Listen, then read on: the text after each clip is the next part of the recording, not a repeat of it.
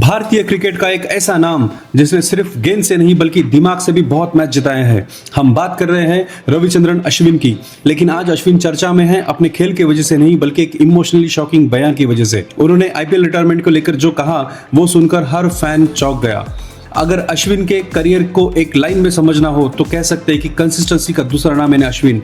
Test cricket में 106 match, 537 wicket और 3500 plus run और 6 शतक। वनडे में 116 मैच, 156 विकेट, टी20 में 65 मैच, 72 विकेट, फर्स्ट क्लास में 779 विकेट और सबसे खतरनाक बात 37 बार 5 विकेट हॉल और 8 बार एक ही मैच में 10 विकेट। ये आंकड़े बताते हैं कि अश्विन सिर्फ खिलाड़ी ही नहीं, एक मैच विनिंग मशीन है।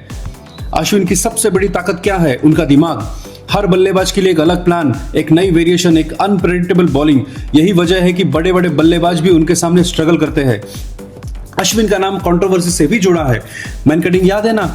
पूरा क्रिकेट वर्ल्ड दो हिस्सों में बढ़ गया था। कुछ बोले कि ये चीटिंग है, कुछ बोले कि ये रूल्स है, लेकिन अश्विन हमेशा ही क्लियर थे कि भाई मैं तो नियमों से ही खेलूंगा, ये नियमों के अंदर ही है। अगर तेंदुलकर शायद ना होते तो उस टाइम भी शायद हम लोग ये मंग कटिंग आउट कर चुके होते। अगर आपने वो वीडियो देखा होगा तो मैंने ज़रूर ताली दी अश्विन को। उसके बाद डिस्कशन हुआ कि सचिन तेंदुलकर आए, उन्होंने डिस्कशन किया कि शायद अब ये नया नया रूल बना है तो हमें ये नहीं करना चाहिए। तो देन उसके बाद मैं अंपायर के पास गया कि मैंने अपनी अपील जो थी वो विड्रॉ की।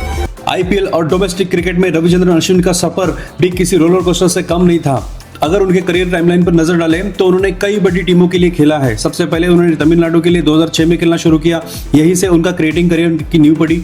फिर आईपीएल में एंट्री हुई, चेन्नई सुपर किंग के साथ 2008, 15 और 25 के लिए खेला। फिर आईपीएल में एंट्री हुई, चेन्नई सुपर किंग के लिए उन्होंने 2008, 15 और 25 के लिए खेला। यही से अश्विन को असली पहचान मिली। 2016 में वो जुड़े राइजिंग पुणे सुपर जायंट से। इसके बाद 2018-19 में किंग्स 11 पंजाब, 2020-21 में उन्होंने खेला दिल्ली कैपिटल्स के लिए, 2022 और 24 में राजस्थान रॉयल्स के साथ एक शानदार प्रदर्शन किया।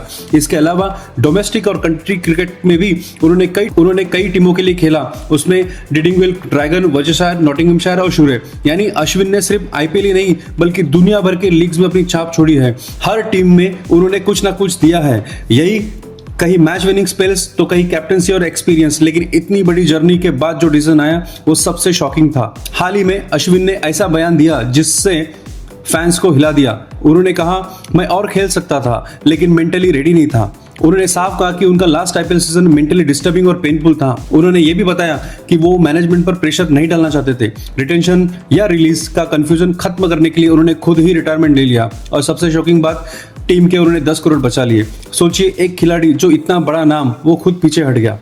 अश्विन ने यह भी कहा कि उन्हें बहुत उम्मीदें थी लेकिन चीजें उनके हिसाब से नहीं हुई और यही डिसअपॉइंटमेंट उनके डिसीजन की सबसे बड़ी वजह बनी। यह सिर्फ रिटायरमेंट नहीं था, एक इमोशनल डिसीजन था। जब चेन्नई सुपर किंग्स लगातार हार रही है तो अश्विन का ये बयान और भी बड़ा लगने लगता है। क्या अश्विन आज सीएसके में होते तो कहानी अलग होती? क्या टीम ने एक मास्टरमाइंड को खो दिया? अश्विन सिर्फ एक बॉलर ही नहीं बल्कि match winner, allrounder, thinker, game changer.